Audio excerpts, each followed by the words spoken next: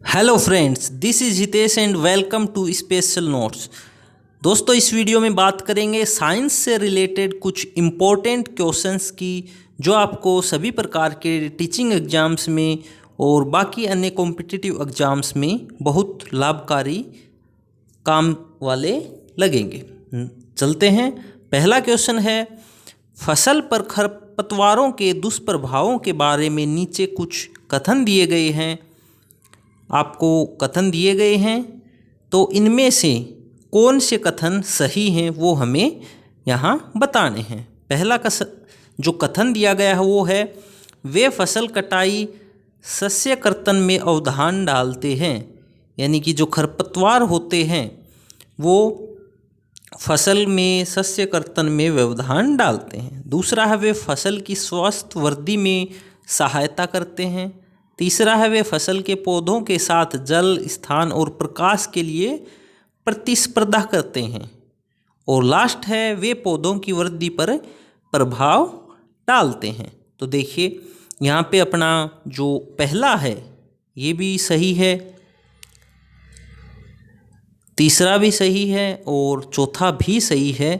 ये बात सही नहीं है कि वे फसल की स्वस्थ वृद्धि में सहायता करते हैं, ये बात कहीं ना कहीं गलत है। तो यानी कि पहला, तीसरा और चौथा सही है। तो जो ऑप्शन नंबर फर्स्ट है ये अपना आंसर करेक्ट हो जाएगा। पहला, तीसरा और चौथा जो कथन है ये सही है।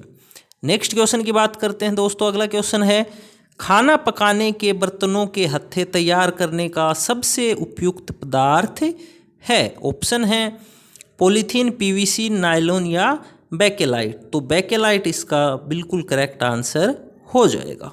नेक्स्ट क्वेश्चन की बात करें दोस्तों अपन। नेक्स्ट क्वेश्चन है, पदार्थ जिनको खींचकर तारों में बदल सकते हैं तनी कहलाते हैं। निम्नलिखित में से कौन सा तनी पदार्थ नहीं है। अर्थात ये जो पदार्थ दिए गए हैं इनमें से कौन से पदार्थ को हम खींचकर तार में नहीं बदल सकते। ऑप्शन है सोडियम, कॉपर, सल्फर या एल्युमिनियम। तो दोस्तों, जो सल्फर है ये तनी नहीं होता है, इसको हम तार में नहीं बदल सकते। यानी option number third correct answer हो जाएगा। नेक्स्ट क्वेश्चन है, उद्योगों में उपयोगी उत्पाद प्राप्त करने के लिए कोयले का प्रक्रमण किया जाता है। निम्नलिखित में से कौन सा उत्पाद कोयले से प्राप्त नहीं होता है। ऑप्शंस हैं कोक, कोलतार, कोल गैस, सीएनजी। तो दोस्तों, जो सीएनजी है ये कोयले से प्राप्त नहीं होती, बाकी के सभी प्रोडक्ट कोयले के हैं। नेक्स्ट क्वेश्चन है, एक ज्वलंत मोमबत्ती पर एक उल्टा टम्बलर रखने पर लो कुछ समय बाद बुझ जाती है, यह गैर उपलब्धता की वजह से है। यानी किसकी गैर उपलब्धता के कारण ऐसा होता है। ऑप्शन है ऑक्सीजन, पानी वाष्प, कार्बन डाइऑक्साइड या फिर मोम। तो बहुत ही आसान क्वेश्चन है दोस्तों, ऑक्सीजन की कमी के कारण वह बुझ जाती है। नेक्स्ट क्वेश्चन की अगर दोस्तों बात करें तो अपना अगला क्वेश्चन है, यहाँ पे क्वेश्चन है, निम्नलिखित जीवों के उदाहरणों की जोड़ियों को देखिए। निम्नलिखित जीवों के उदाहरणों की जोड़ियों के देखिए। इसमें देखिए, जो इंग्लिश में है, the pair that belongs to the group of prokaryotes. जो प्रोकैरियोटिक जीव होते हैं उनसे संबंधित कौन सा है वो बताना। हिंदी में थोड़ा पूरा नहीं है। ऑप्शन है मांस और स्पंज, यीस्ट और अमीबा, जीवाणु और नीले हरित शैवाल या फिर पेनिसिलियम और स्पाइरोगायरा। तो दोस्तों, जो इसका करेक्ट आंसर होगा वो हो जाएगा जीवाणु और नीले हरित शैवाल, यानी कि ऑप्शन नंबर थर्ड इसका करेक्ट आंसर होगा। नेक्स्ट क्वेश्चन की बात करते हैं, जिन प्राणियों में बाह्य निषेचन होता है उनमें बड़ी संख्या में युग्मक उत्पन्न होते हैं। निम्नलिखित में से उपयुक्त कारण चुनिए। ऑप्शन है प्राणी छोटे आकार के होते हैं और बड़ी संख्या में संतति उत्पन्न करना चाहते हैं। दूसरा है पानी में भोजन भरपूर मात्रा में उपलब्ध होता है। तीसरा है निषेचन के बेहतर अवसर होते हैं। और चौथा है जल बड़ी संख्या में युग्मक बनने को प्रोत्साहित करता है। तो इसका जो कारण है वो ये है कि निषेचन के बेहतर अवसर होते हैं, यानी ऑप्शन थर्ड इसका करेक्ट आंसर होगा। नेक्स्ट क्वेश्चन की बात कर रहे हैं दोस्तों। अगला क्वेश्चन है, चित्र में जल से भरा एक बर्तन दर्शाया गया है। जल के दाब के संदर्भ में निम्नलिखित में से कौन सा कथन सत्य नहीं है? ये पूछा गया है, जो कथन है कौन सा सत्य नहीं है। देखते हैं। पहला कथन दिया गया है कि ए पर दाब ग्रेटर देन बी पर दाब ग्रेटर देन सी पर दाब, यानी कि सबसे ज़्यादा दाब लगेगा बी पर, बी से ज़्यादा दाब लगेगा ए पर और सी से ज़्यादा दाब लगेगा बी पर। ठीक है, ए पर सबसे ज़्यादा, बी पर उससे कम और सी पे सबसे कम दाब लगेगा। तो ये कथन गलत है। और अपने को पूछा गया कौन सा कथन सही है। ठीक है, अगला है ए पर दाब, बी पर दाब, सी पर दाब, सभी पर दाब बराबर लगेगा। तो ये भी गलत है। ए पर दाब सबसे कम लगेगा, बी पर दाब उससे ज़्यादा, बट बी पर दाब सी से ज़्यादा लगेगा। तो ये कथन भी गलत है। लास्ट है, ए पर दाब कम लगेगा बी से और बी पे कम लगेगा सी से। तो ये बात सही है, यानी सबसे ज़्यादा दाब लगेगा सी पे, उसके बाद बी पे और उसके बाद ए पे, यानी कि अपना जो चौथा ऑप्शन है ये इसका करेक्ट आंसर हो जाएगा।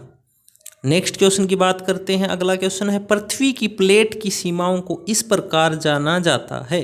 ऑप्शन है भूकंपी क्षेत्र, भ्रंश क्षेत्र, पवार आंतरिक क्रोड। तो दोस्तों इसका पहला जो ऑप्शन है भूकंपी क्षेत्र, इस बिल्कुल करेक्ट आंसर हो जाएगा। नेक्स्ट क्वेश्चन की बात करते हैं दोस्तों। अगला क्वेश्चन है, पृथ्वी पर ऋतुएं बदलती रहती हैं क्योंकि।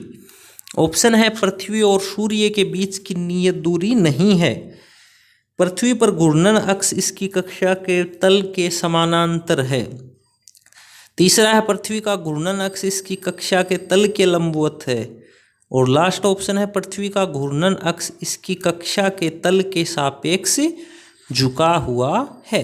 तो ये हमने छोटी क्लासेज में काफ़ी बार पढ़ा है ये स्टेटमेंट। पृथ्वी का घूर्णन अक्ष इसकी कक्षा के तल के सापेक्ष झुका हुआ होता है जिससे ऋतुएं बदलती रहती हैं, यानी ऑप्शन नंबर 4 इसका करेक्ट आंसर होगा।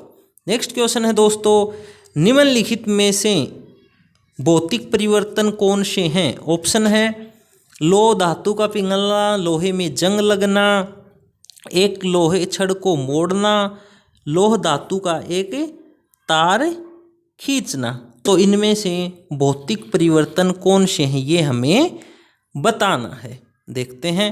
देखिए ऑप्शंस अपने पास है, उससे पहले अपन देखते हैं। देखिए, एक लोह धातु का पिघलना, तो ये भौतिक परिवर्तन बिल्कुल है।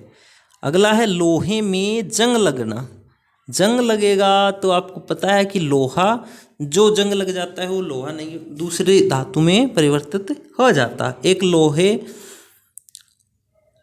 छड़ को मोड़ना, तो मोड़ने से सिर्फ उसमें भौतिक परिवर्तन होता है, तो ये भी भौतिक है, ये भी और ये नहीं है। अगला है लोह धातु का एक तार खींचे, धातु से तार बनाना, तो परिवर्तन भौतिक होता है, ये भी सही है, यानी कि पहला, तीसरा और चौथा सही है, यानी कि ऑप्शन नंबर 3 इसका करेक्ट आंसर होगा, पहला, तीसरा और चौथा। नेक्स्ट क्वेश्चन की बात करते हैं दोस्तों। अगला क्वेश्चन है, थॉमसन के परमाणु मॉडल हेतु निम्नलिखित में से कौन से कथन सत्य हैं? ऑप्शन है यह परमाणु में परमाणु द्रव्यमान को समान रूप से वितरित मानता है, तो ये कथन सत्य है, बिल्कुल सही बात है। परमाणु में धनावेश समान रूप से वितरित माना गया था, ये बात भी सही है। अगला है धन आवेशित गोलों में इलेक्ट्रॉनों का वितरण समान रूप से होता है, ये बात भी सही है। तीसरा है परमाणु में स्थायित्व के लिए इलेक्ट्रॉन परस्पर एक दूसरे को आकर्षित करते हैं, ये बात सही नहीं है, यानी कि पहला, दूसरा और तीसरा सही है, यानी ऑप्शन नंबर जो फर्स्ट है इसका करेक्ट आंसर हो जाएगा। नेक्स्ट क्वेश्चन की बात करेंगे। अगला है, कौन सा कोशिका अंगक कोशिका के अंदर वैशल्य पदार्थ एवं औषधि को आविष रहित रखने में मुख्य भूमिका निभाता है? ऑप्शन है गोल्जी उपकरण, लाइसोसोम, चिकनी अंतर्द्रव्य जालिका या फिर रसधारी। तो दोस्तों इसका करेक्ट आंसर होगा चिकनी अंतर्द्रव्यीय जालिका। ऑप्शन नंबर 3 इसका करेक्ट आंसर हो जाएगा। नेक्स्ट क्वेश्चन है दोस्तों, एक पिंड वेग u से ऊर्ध्वाधर ऊपर फेंका जाता है, इसके ऊपर उठने की अधिकतम ऊंचाई h होगी।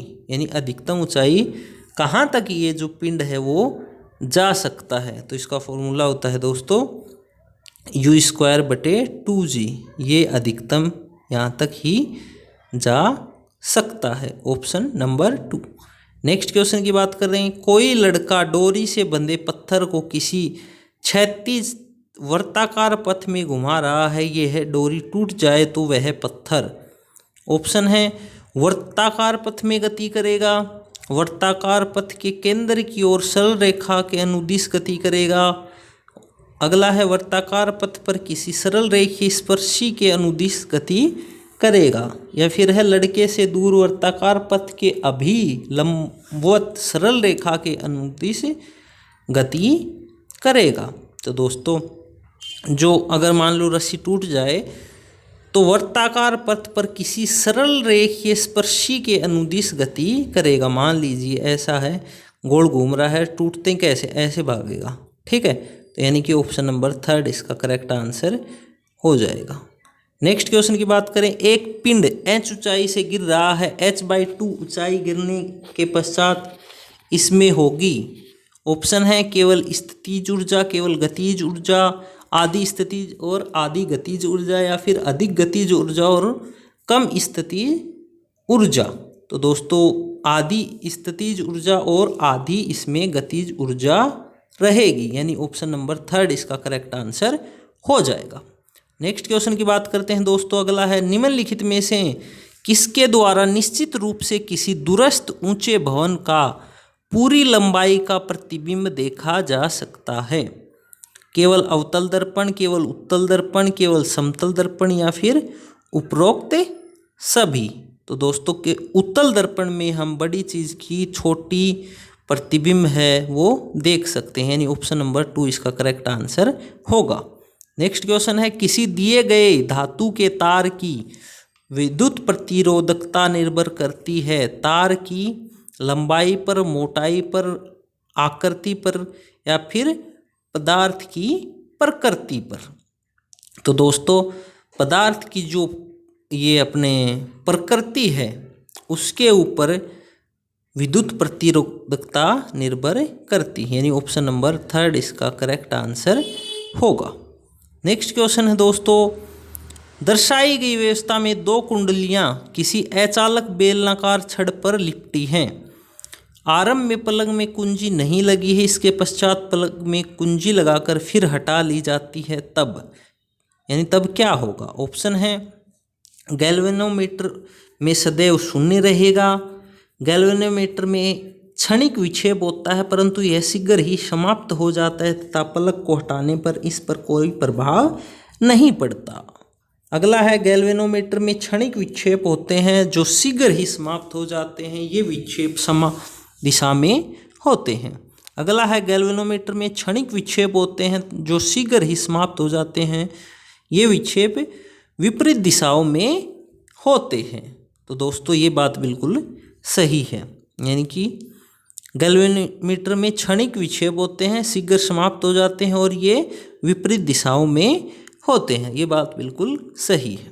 नेक्स्ट क्वेश्चन की बात करें, अगला है दोस्तों, एकल परिसंचरण अर्थात शरीर में होकर एक चक्कर के दौरान रुधिर का हृदय से, ये रुधिर है ये, ठीक है, रुधिर का हृदय में होकर केवल एक बार प्रवाहित होना निम्नलिखित में से किन में पाया जाता है। ऑप्शन है लोबियो, कैमिलोन, सैलामेंडर, दूसरा ऑप्शन है हिप्पोकैम्पस, एक्जोसिट्स, एनाबस, हाइला, राना, डेक्रो, या फिर वेल, डॉल्फिन और कछुआ। तो दोस्तों ये जो ऐसा है एक ही बार हृदय में प्रवाहित होता है, ये ऐसा पाया जाता है हिप्पोकैम्पस, एक्जोसिट्स या फिर एनाबस। ऑप्शन नंबर 3, ये जो जीव होते हैं इस प्रकार के, इनमें ये सिस्टम पाया जाता है। दोस्तों आज की इस वीडियो सेगमेंट में सिर्फ इतने ही क्वेश्चंस। उम्मीद करता हूँ ये क्वेश्चंस आपको अच्छे लगे होंगे और आपको ज़रूर काम आएंगे। वीडियो दोस्तों अच्छी लगी हो तो लाइक शेयर सब्सक्राइब कर सकते हैं। मिलते हैं नेक्स्ट वीडियो में, तब तक दोस्तों खुश रहिए, मुस्कुराते रहिए। जय हिंद, टेक केयर, बाय बाय।